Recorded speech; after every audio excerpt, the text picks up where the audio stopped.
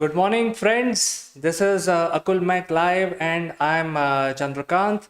This Bollywood scandal has erupted in a big thing because the entire case of the NCB and authorities are dependent on the WhatsApp chat between the people, the Bollywood celebrity star kids, and it makes you wonder, why WhatsApp chats are being used. So I think we will examine this whole incident, which is related to technology in Morning Brew. So WhatsApp has been acquired by Facebook, and WhatsApp has already clarified that their chats are end-to-end encrypted. So whenever you are basically sending a message to your friend and family, the message can be of personal nature. It could be a video call, it could be a text message, but then WhatsApp as a platform says that it is end-to-end encrypted. And what is the meaning of end-to-end encryption? So, to a layman's eye, it sounds like that it is completely secure.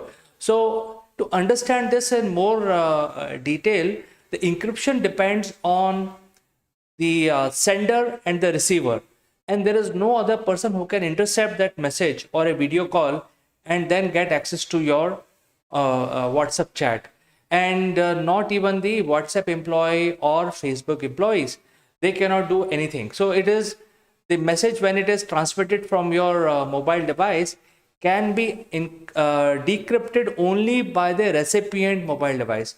Now this is applicable for messages, your video messages, or also video calls. It is end-to-end encrypted, and I think this is one of the selling point of WhatsApp, saying that the conversation between two people are encrypted and nobody can see it, so hence it is completely secure.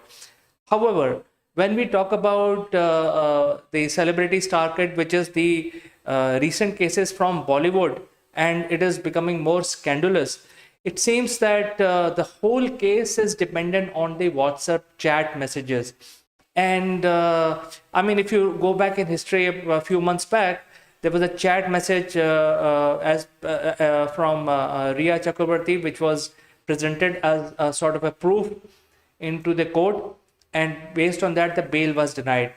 In our country, bail is the norm and jail is an exception, because all parameters are basically eliminated before a person is given a punishment. So that is the basis of the legal system in India.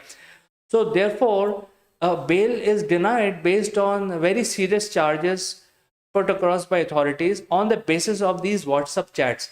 And if you look back again in history, the Deepika Padukone was also called for interrogation, and there are many others. All of them on the basis of WhatsApp chat, and then further investigation on that basis. The authorities were able to arrest more people and get more witnesses to corroborate the motive behind sending those messages, and they were able to substantiate their stand in the court of law. And the same thing is happening in the case of Aryan Khan, whereas if you switch on the TV, there are 2 points being discussed right now. One is, hey, the quantity of the narcotics recovered was below certain threshold, so he should be given a bail as per the law.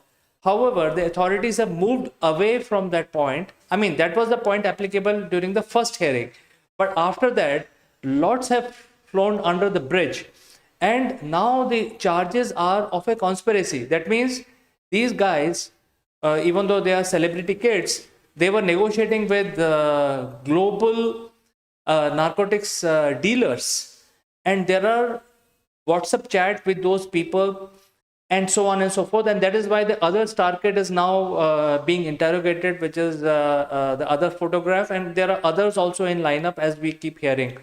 So when the WhatsApp chat and the platform says that you are end-to-end encrypted, how authorities are able to access or gain access to this particular chat messages which are being done between two people?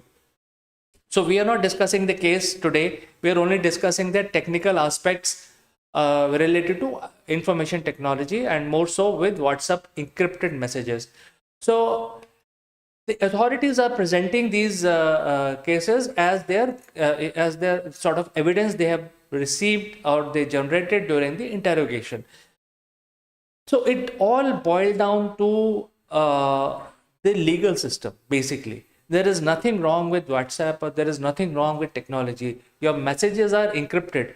However, unlike the other countries like US, where in order to gain access to your mobile devices and your laptop, police need to get a warrant issued by the court. But here, if the police demand that, hey, hand over your mobile device, the suspect has to hand over the mobile device. And in front of police, they will have to open the mobile device. Once the mobile device is opened, then everyone can read your messages and all that, and they can even make a copy. So it's as good as you're seeing it. So I think there is a gap in the law where the personal messages can be without any hindrance or without any authority or without any approval from the court can be accessed by the law enforcement authorities. So this is the one fact. So that means if you're arrested on some suspicion, they can get access to your mobile device. They can download the chat messages once you have scanned your biometrics or input your password, and they can access it. They can keep a copy of their devices. They can even take screenshots of these messages and keep it as a proof. That is as far as the legal system in when it comes to the jurisdiction during remand. Remand is typically of 14 days, and during this 14 days, the police has to build case against a bail. So if in 14 days, if the police is not able to make a case, then the bail is granted. So remand is that period, a time given, a window given to the police where they can build their case. After the remand, then they will have to release the person. They cannot legally keep it. So the legal system is slightly hazy in India. I think it requires a little bit of more refinement when it comes to using these things. Second thing is that they can actually approach the companies like WhatsApp or Facebook. They can ask these guys, Apple, to release the chat of two individuals, and they have to give some government orders. On that basis, these companies will have to release the data of the suspect. So these are the two methods by which the chats can be made public. Now, in this case, what is happening is that the chats are readily available since there is no legal protection with regard to providing access to the mobile devices, personal assets of the suspect. That is why it's very simple. They just ask the suspect to give the password, and then after that, they can keep the database on their police systems and then present this as a evidence during the remand period and deny bail, so that the court denies bail to the suspect. So this is what is happening as far as the legal system is concerned. However, I must point out that when you take backup of your WhatsApp devices, there are usual backups which are available. You can take backup of your devices or on of your application on the device. Until some days back, that backup was not encrypted, but recently WhatsApp has encrypted that backup. So a few days back, if you have not done any backup recently, then your the law enforcement will be able to get the raw data on their machines, and they will have access to the entire database. They can download the database, and then that will be the evidence.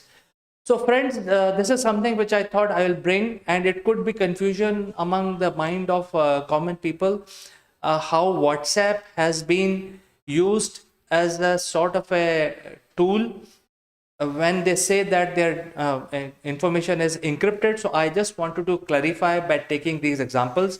My intention is not to discuss the case at all. I'm only talking about encryption of WhatsApp messages and how a third person can access it in India.